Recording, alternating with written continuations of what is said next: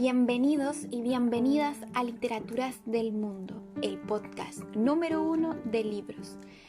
Soy Paula Durán y junto con Fernanda Queveque viajaremos a la España medieval para conversar sobre las jarchas, las cuales son consideradas las piezas poéticas más antiguas en lengua romance. Hola a todos, todas y todes. ¿Cómo estás, Paula? Yo con un poquito de frío por el otoño nortino. Hola Fernanda, hola a todos. ¿Verdad que estás en Antofagasta? Aquí en Temuco igual hace mucho frío, pero estoy lista con un tecito para acompañar esta jornada.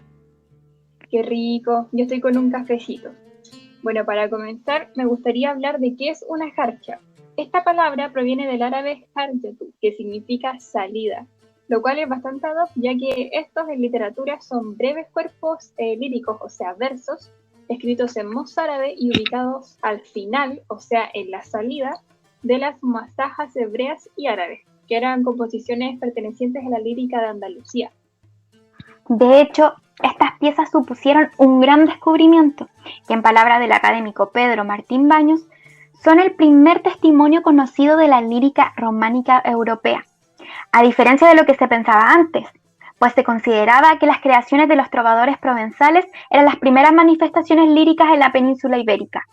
Ahora, su descubrimiento fue un tanto tardío y dificultoso debido al trabajo que supuso la traducción e interpretación de las obras que estaban en muy mal estado, esto debido a su antigüedad. Sin contar que su escritura se basaba en secuencias consonánticas sin vocales. Sí, me imagino que fue un trabajo muy caótico. Paula, ¿y es cierto que existen debates en torno a su origen? Sí, muchos, porque algunos estudiosos señalan una mayor influencia de la cultura románica por sobre la árabe, mientras que otras investigaciones dicen totalmente lo contrario. Por esto es necesario estudiar el contexto histórico en el que se produjeron las jarchas. Me encantan estas peleas académicas, parece un reality show, pero más culto. Exactamente. Pero cuéntanos, ¿cómo estaba la cosa? ¿Cómo estaba el ambiente cuando comenzaron a surgir las jarchas? Bueno, su origen data entre el siglo XI y XII, y en esa época hay que tener en cuenta que España era un conjunto de reinos conquistados en su mayoría por los árabes, quienes convivían en tolerancia con las culturas cristiana y judía, lo cual, como te imaginarás, terminó por traducirse en matrimonios interculturales y familias bilingües que intercambiaban constantemente conocimientos dentro de su espacio privado. Una especie de hibridación cultural, se podría decir. Claro, y es aquí donde surge el mozárabe, o lengua romance andalusí, que fue considerado en la época un dialecto muy vulgar. Pero es esta lengua la que nos permite comprobar que las jarchas fueron las primeras manifestaciones románicas de la península ibérica. Entonces, entre las características, así como a modo de resumen, se podría encontrar que estaban escritas en mozárabe, eran una hibridación, entre lo románico y lo árabe, y estaban siempre al final de las masajas. Exacto. Aunque me gustaría agregar que estas en su mayoría eran anónimas, pero su hablante lírico se distinguía por ser una voz femenina que solía confidenciar sus sentimientos, que estaban plasmados en los versos, a su madre o hermanas. Y con respecto a su composición, las jarchas presentan generalmente signos de exclamación o interrogación, con rima consonante-asonante románica, aunque algunas se ajustan más al árabe, por este tema de la hibridación que estábamos hablando. Qué interesante que sean desde una voz femenina. Sí, de hecho, por si les interesa, hay un estudio llevado a cabo por la académica Elvira Gangutia, en donde se compara la lírica femenina de las jarchas con otras como la griega o la greco-bizantina. Podríamos decir que las jarchas son como una ventana para conocer el imaginario social que recaía sobre las mujeres de la época, lo cual cobra mucho sentido si analizamos los tópicos que tienden a repetirse en ellas, como por ejemplo la solicitud amorosa por parte de la mujer hacia el amado, que en algunas ocasiones incluso tenía un carácter medio erótico, ya que se hablaba del anhelo de las caricias y atenciones de este. Claro, o también del lamento y queja por la ausencia de un amigo, que este era entendido en realidad como el ser amado o el amante. O también la lamentación ante la enfermedad. Todos estos temas que se suelen asociar mucho a las mujeres, especialmente dentro de la literatura. ahora que lo pienso, es un tema muy interesante para analizar en un próximo capítulo. Sí, es muy enriquecedor. Bueno, ahora bien, entre los extractos de todo lo que hemos estado hablando, o sea, la lectura de algunas jarchas, lo cual cabe mencionar que es posible gracias al primer paso en la traducción y comprensión dado por Samuel Miklos Stem, que fue un camino bastante difícil por esta ausencia de vocales de lo que estábamos hablando, podemos encontrar la que dice: madre, mi amigo se va y no tornará más. Dime qué haré, madre. ¿No me dejará siquiera un besito?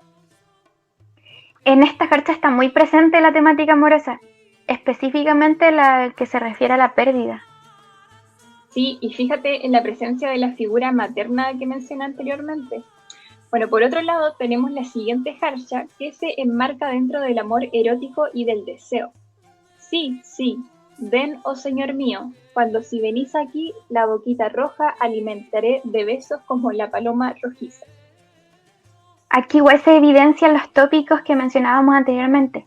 De hecho, quiero agregar una tercera jarcha que encontré mientras leía. Esta se refiere a la aflicción ante la enfermedad. Mi corazón se va de mí. Oh Dios, ¿acaso volverá a mí? Tan fuerte mi dolor por el amigo. Enfermo está. ¿Cuándo sanará? Vaya, y hay muchísimas más, pero se nos irían las horas hablando de este interesante tema. Sí. Es cosa de ver la cantidad de teoría que ha nacido al respecto de esta especie de eslabón perdido, entre comillas. Ay, me encanta esa analogía. Bueno, para finalizar, me gustaría entregar algunos datos curiosos que encontré en el camino del estudio de las jarchas. El primero es lo mencionado por la estudiosa Teresa Garulo, quien dice que estas piezas eran escabrosas y desvergonzadas, las cuales, debido a su dicción formulaica, se presume que pertenecían a la tradición oral. Con respecto a eso de escabrosas y desvergonzadas, esto contrasta fuertemente con el carácter formal y culto que tenían las muaxajas. Y otro dato curioso que podemos mencionar es que también existe cierta similitud entre las jarchas y las líricas femeninas africanas y egipcias.